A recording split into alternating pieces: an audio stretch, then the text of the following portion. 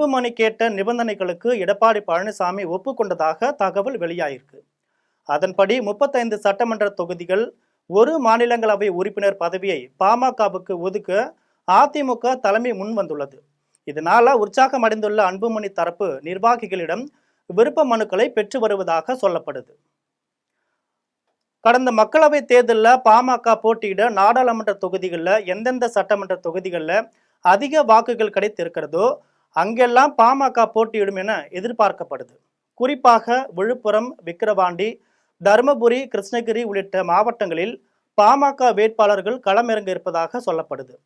நீண்ட நாட்கள் இழுபறியாக இருந்த அதிமுக கூட்டணி தற்பொழுது மெல்ல மெல்ல டேக் ஆஃப் ஆக தொடங்கியிருக்கு.